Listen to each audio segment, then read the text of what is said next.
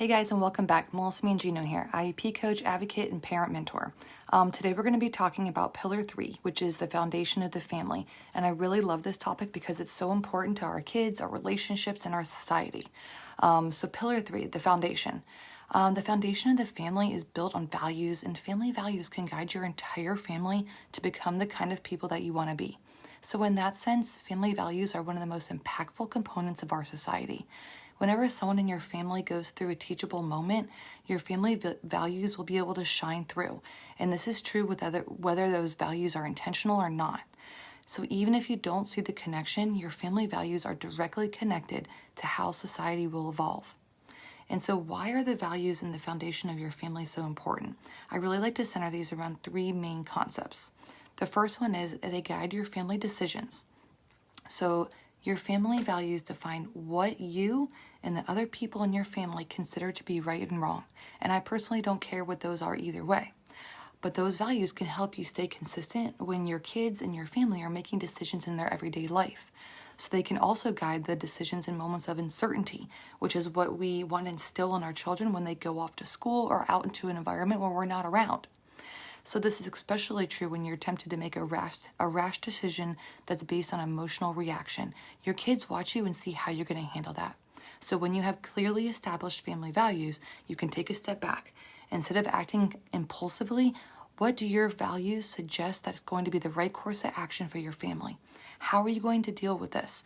If you have someone in your family who has lied to another family member, how do you set boundaries with your family or the younger kids in the family unit and explain how the family is going to handle that? Number 2, values really provide clarity and structure for our kids. They learn by modeling and they learn by watching what the people around them do. So because the plasticity in their brains, they can adapt and change depending on what environment they grow up in. When children's or guardians of kids, they set really clear values, then kids have clarity on what is right or wrong because there's a sense of identity there. The values give them structure and the boundaries within they can thrive. On the other hand, if you don't have clear values, it creates inconsistencies for children and they really struggle with figuring out what is right and what is wrong because their values, your family values are constantly changing.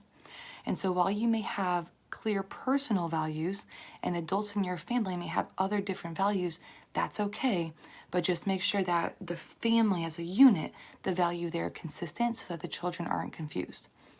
Defining your family values really helps avoid confusion and creates a really clear definition of right and wrong.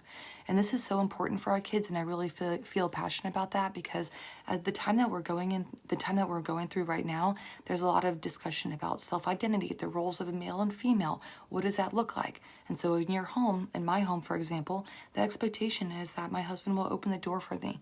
My son sees that, and he's going to replicate and model that type of behavior. So the value and the importance that we're placing on the role of a male in the society is that they're treating women with respect, and they're also going to be doing things that are considered gentleman type behavior, and we're really enhancing that, and my husband is modeling that type of behavior in our home. And so values and what they're watching is so important. And when we get into videos 2, I'm going to be giving you guys the third concept, and then we're going to be getting into some examples on the way that you guys can really solidify what the values truly are in your home for all ages. So thanks for jumping on. I'll see you soon.